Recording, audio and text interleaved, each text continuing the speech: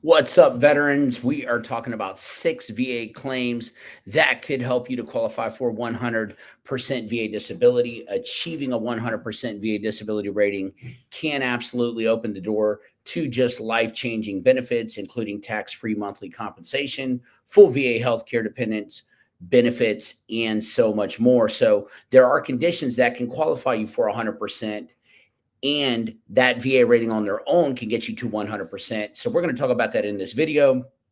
Most veterans who earn a 100% rating do so by combining multiple service connected disabilities. But look, we're going to talk into 6 conditions that can definitely help you to get there. A lot of times, veterans are fighting from the wrong angle on what they're doing, right? They're fighting a shoulder or a knee or an ankle or something of that nature that's just ultimately not going to get them the rating that they need to get to where they want to go, right? Every veteran should try to get to 100%. Is every veteran 100%? No, every veteran should be rated where they need to be rated at. Every veteran's rated different. I don't know what you have going on, right? But I wouldn't go around town relinquishing all that. However, just, every veteran needs to be rated where they need to be rated at. But a 100% VA disability rating is possible for many vets. Okay. But only if the severity of your condition or combination of conditions, meaning if you have multiple of them, meets the VA's criteria for total disability. Again, not every veteran will qualify, but with the right evidence and approach, it could be within reach, right? Let's talk about the top 6 claims, get right into it. Very, very, very important. Okay. So the first thing I want to talk about is mental health. Okay. Your mental health rating is typically a 50 to 70% rating. Okay. Look, you do not get rated because it's just called PTSD or depression, or bipolar or adjustment or anxiety. Okay. You get rated on the severity of whatever you're diagnosed with. Okay. The VA is going to try to come up with what is the closest diagnosis to the symptoms that you're dealing with. That's what they're trying to figure out. That's the purpose of the compensation and pension exam. Okay. So that could be PTSD if you have stressors significant enough to warrant that. If you have in-service treatment stressor diagnosis and you can prove that. Let me give you a tip here and a hint. If you have a combat action badge, Purple Heart, combat infantry badge, ribbon, whatever, to show that you were in country, your DD 214 can tell all, right? And you can't even argue that hey, you're in combat and you're in some sort of a stressful situation, you could get PTSD. But look, without in-service treatment, stress, or diagnosis, it could be much harder, and you may need to secondary that mental health. Okay. Also, key tip here: insomnia. I know you're not going to sleep at night, but remember, the VA rates it as a mental health rating as well too. And again, that's dependent on the severity of your insomnia, and it's usually as an adjustment disorder or as an anxiety. Diagnostic code 9413 is typical of it, and it could be some other things as well too, but mental health is number one that could get you there to where you're going, whether that's an increase, whether that's secondary in it, or if it's off PTSD, and you just took a while in filing. Okay. It's a common mental health are common rated service connected, right, ratings and conditions. But remember this: you only get one mental health rating. It is very, very, very, very important to understand that. Okay. The next thing, right, that is very, very big is ALS. Okay. It's a progressive neurodegenerative disease that affects nerve cells in the brain and spinal cord, leading to muscle weakness, loss of mobility, difficulty speaking or breathing, and eventual paralysis. I hope that's not you, but it definitely can get you there. That one condition alone, if severe enough, can take you there, right? Now, the VA does recognize ALS as a presumptive service connected condition for all veterans with at least 90 days of continuous active service. Okay, so ALS is a presumptive service connected condition. That means you do not need to prove a specific service event caused your ALS. Okay, you just need a confirmed current diagnosis. Very, very, very important to understand that. Vets, okay, if you know somebody that is dealing with ALS, I hope not, but if they are, that is presumptive. It can be filed for. The diagnostic code for that is 8017. ALS is automatically rated at 100%. Due to its progressive and debilitating nature, you don't have to show current symptoms beyond the diagnosis to qualify in most cases because ALS is automatically rated at 100%.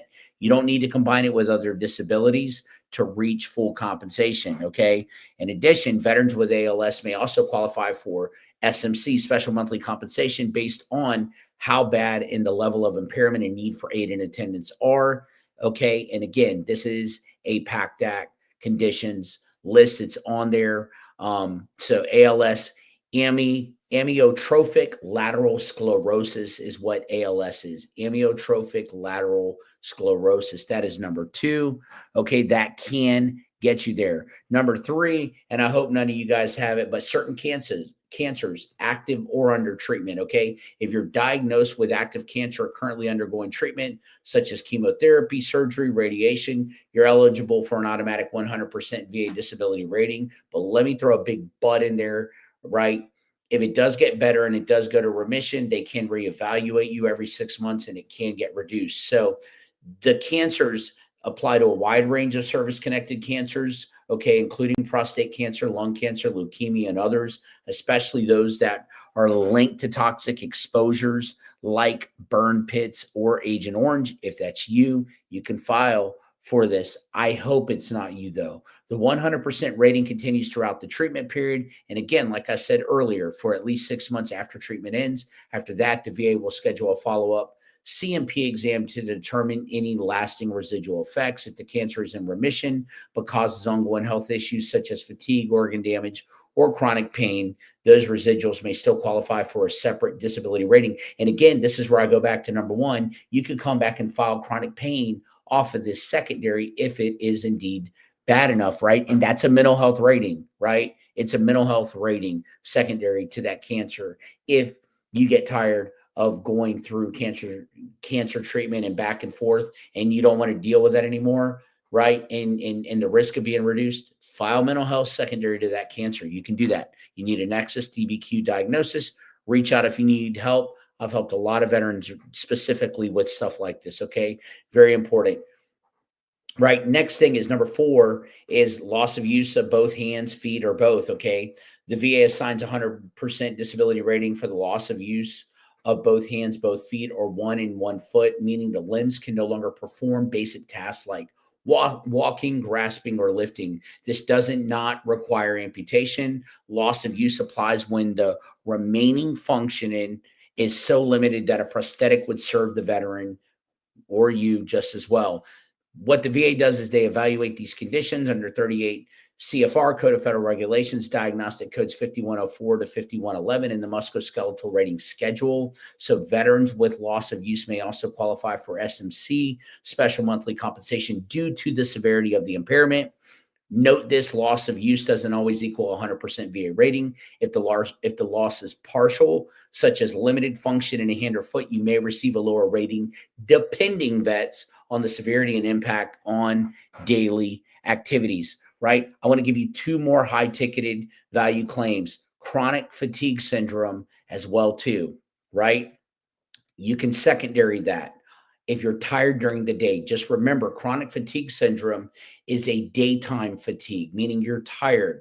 Insomnia is a nighttime. Sleep apnea is nighttime. You're sleeping with a CPAP machine and you're having issues at night. You're not able to breathe. It's preventing, but it could carry over to daytime fatigue. You could still wake up, even though you have a CPAP machine, you could still wake up feeling as if you never slept. Chronic fatigue is a big ticketed item and can definitely take you up there as well too. And the number 6 is TBI. TBI is a common service-connected condition among vets, often caused, again, as we all know, by blast falls or blunt force trauma during military service. And the VA rates TBIs under diagnostic code 8045 based on the residual symptoms you have due to your injury. And what they do is they use a scale of 0, 1, 2, 3, or total when rating TBI residual symptoms.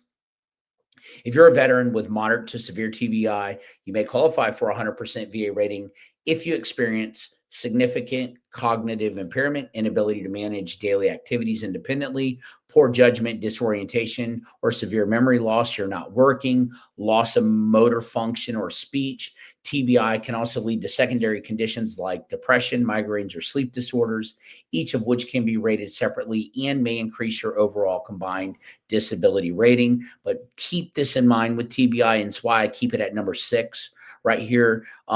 It can go up high depending on the severity of the TBI. However, it can be reevaluated as well. That is a common condition. We see a lot of veterans that are getting reduced, and they're like, I'm getting reduced, and that needs to be combated, or there needs to be a workaround because it's maybe gotten better and it's not as severe as maybe when they originally were seen. They come and file for a new claim. The VA proposes reduction on that TBI. Be very, very careful with that. But again, it could get you up there to 100%. So again, mental health is top though.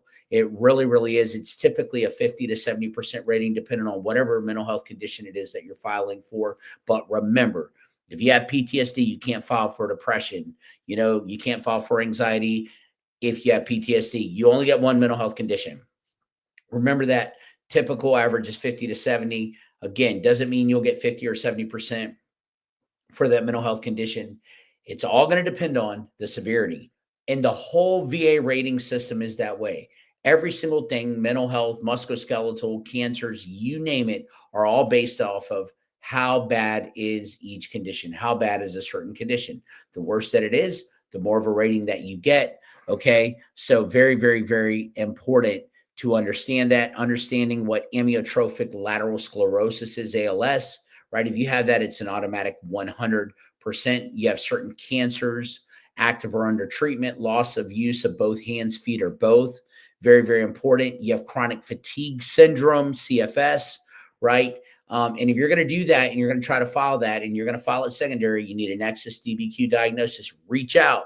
We're here for you. Don't do these things alone. If you need help, get the help that you need. Make sure you don't get screwed over by people charging you astronomical amounts. Make sure everything is fair to what you are doing. Okay. And the last thing out, rounding my top 6, is the TBI. Okay. I'm going to go into a few other things. Okay. The VA, as we all know, is crazy math, right? 10 and 10 don't equal 20. It equals 19 to them.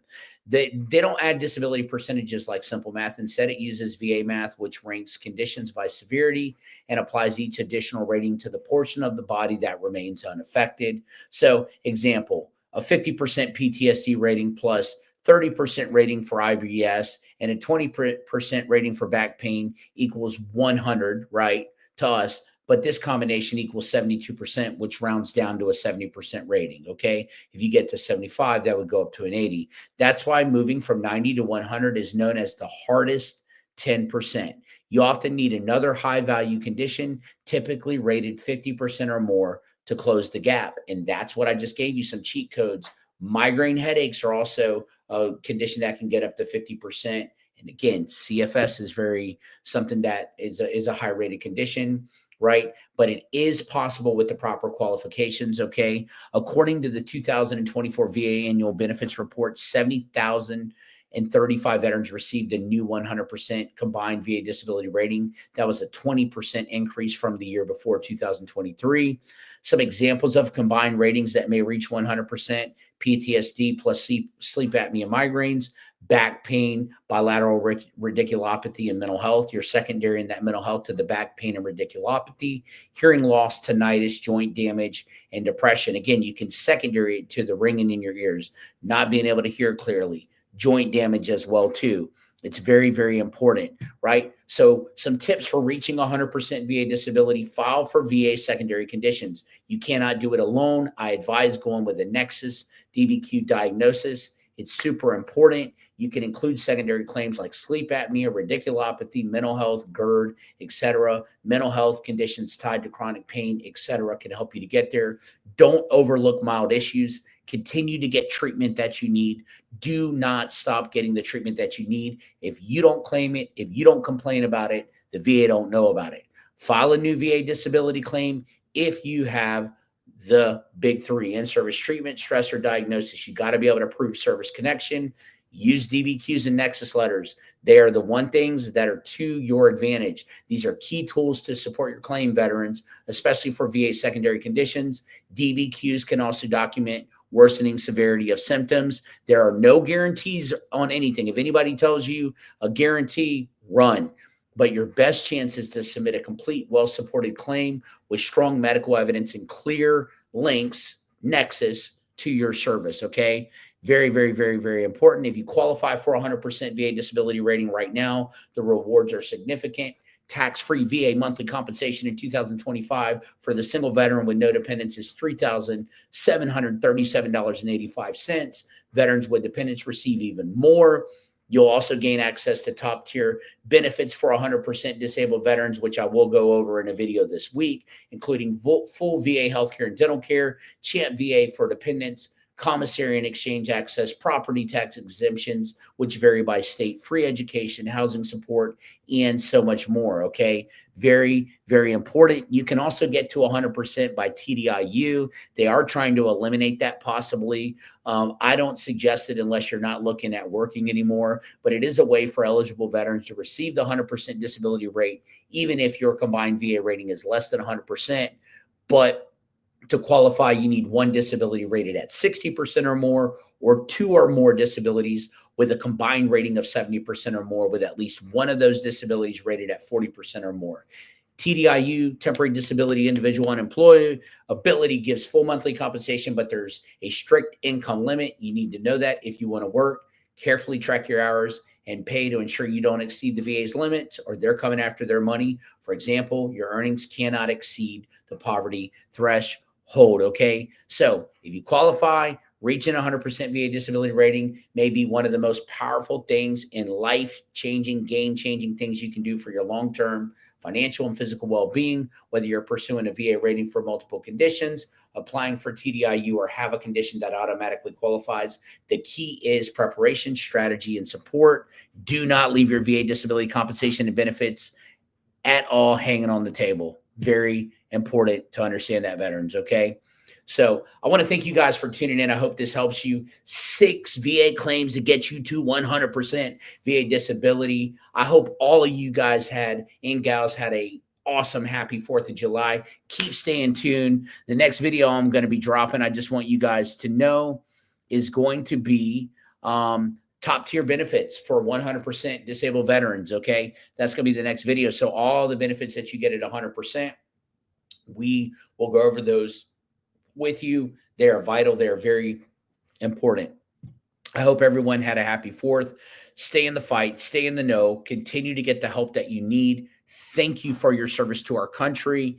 Keep going. Do not give up. If you do need help, reach out, info@veteransclaimservice.com. We will get to you, one of our claims agents, as quick as we possibly can to help you to be in the best position so that you can win your claim.